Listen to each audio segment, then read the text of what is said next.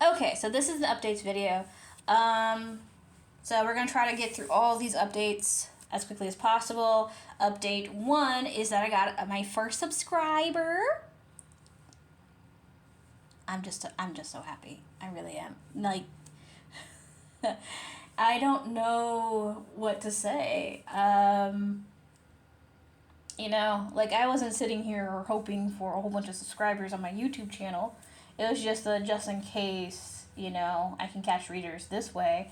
But I appreciate you, whoever you are, my single subscriber. So, like, seriously, thank you. Every little bit helps. Lets me know that I'm doing something right. To reiterate as to why, so this is not an update, but to reiterate as to why my comment section is disabled is because I don't trust people to act right, and I know that there will be people who will, but I don't trust the ones who will definitely not act right. Not only am I involved in a volatile situation, which is not my fault, I was minding my own business.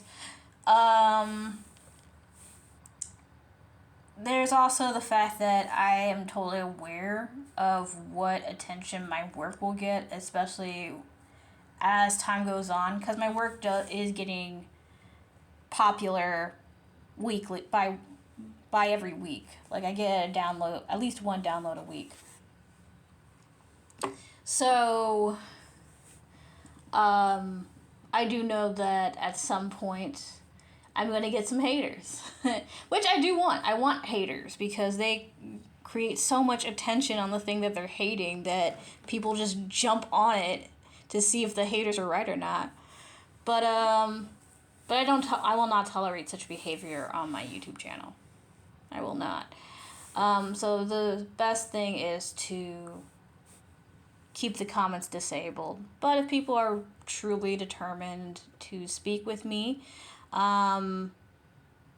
there are two main options. I prefer the third option not be done unless you're truly wanting to conduct business. The first option is Pinterest. And then the second option is the message box on my website. The third is definitely my business email. But I prefer one of the other two options. I want to hear from people. I want to hear people's hype. I truly do. My readers' hype gets me hype. It truly does. So don't be shy. Definitely, talk, converse,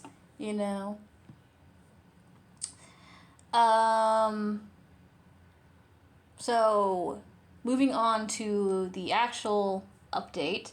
So, I had a Twitter account and I deleted it. But that was always my intention. I didn't want to be on there long, and Twitter made it also, supported my point about how I didn't really want to be on there. Because it's every post you make is supposed to try to get enough attention. And it's yeah, I don't want to be on here. But it served its purpose, which was to spread the word to enough people about the situation that I'm in. And I got close to 8,000 impressions. So, and that was just within a week, which is impressive for someone who does not exist on Twitter. So it did its job. I'm not done with the fight against Critical Role. I truly am not. I'm just coming up with different methods as to how to spread information. Because the world should know. And the reason why, there's two reasons why the world should know. Number one, you ain't gonna rip me off. and think you can pat yourself on the back and walk away clean. Like, no. We are going to make sure that people know. But then the second thing is definitely getting credit, you know? Like, Critical Role is making money off of my work. Like, excuse me? Where's my credit to my work? So it's like, I definitely want credit. And actually, there's a third reason, too, is to stop this predatory behavior. Because this behavior is completely unacceptable. It's unprofessional. Definitely unethical. Unfortunately, legal to an extent. Copyright infringement is not okay, but it's seen as civil damages. It's not seen as an actual crime. So, yeah. So if anybody wants to know why I deleted my Twitter account, it was only supposed to be there to get some people to know what was happening, and hopefully people kept my tweets. Because I definitely didn't. I have the information, I just don't have the tweets. So, moving on to the next update. So, for those who don't know, I try to make my website an interactive experience. Truly. Like, I wanted people to really get hype off of my series. And so I was planning family trees, I was planning maps. I was putting the first chapter of a book on its webpage. All that kind of stuff. I've shut that down. I've shut that down completely. The only book that still has a whole first chapter for you to read is The Zerellians, because it doesn't matter. The Zerellians ebook is permanently free. The ebook, not the physical book. I'm still going to be making maps and family trees. They just will be in the books.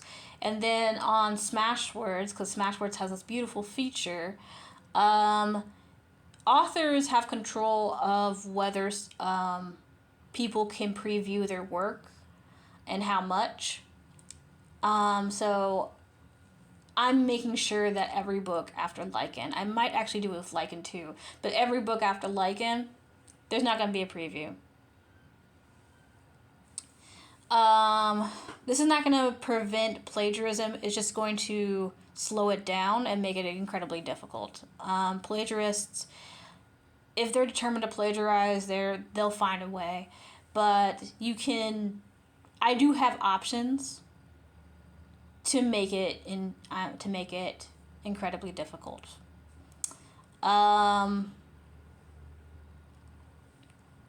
So this is actually a learning lesson for the plagiarists. And when I say plagiarists, I don't just mean Critical Role.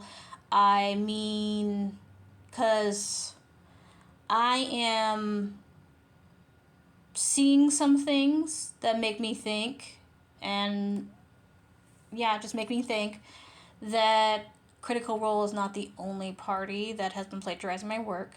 But I don't have enough evidence to say anything, because it's truly coincidental. Critical Role, on the other hand, it's blatant. It's 100% blatant. Just too bad the legal system doesn't agree. It's coincidental. It's like, I'm sure you're not using the word that you the way that you think you're using it. Because I like how legal experts telling me that what I'm doing is coincidental. What I'm saying is coincidental. And it's like, yeah, no one else except for those in the legal side are going to really say that. You know, definitely on the academic side, this is way too damn close, okay? Way too damn close. And I've been in academia for quite some time. But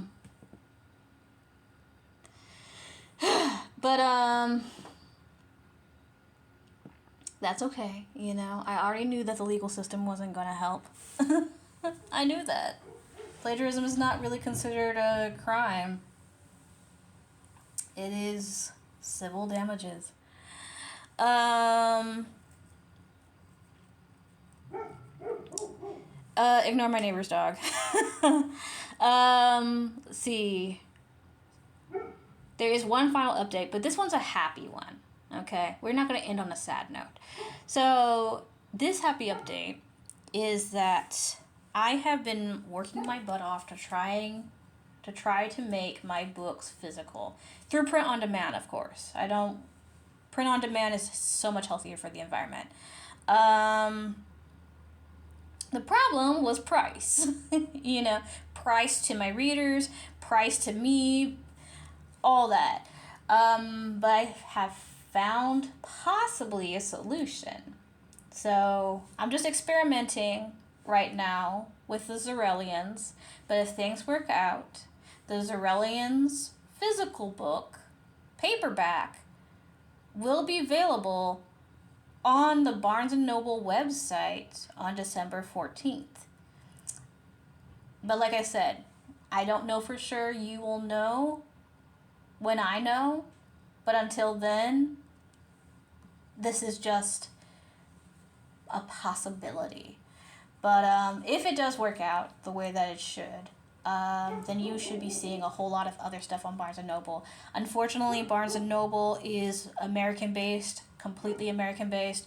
So anybody who is international is not...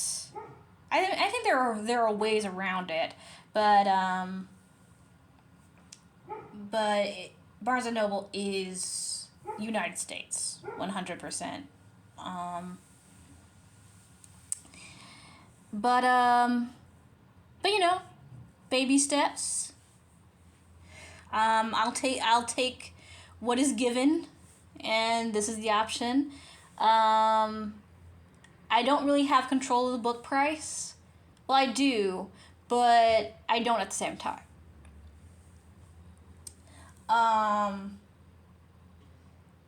The book price is actually the cheapest that I could get it.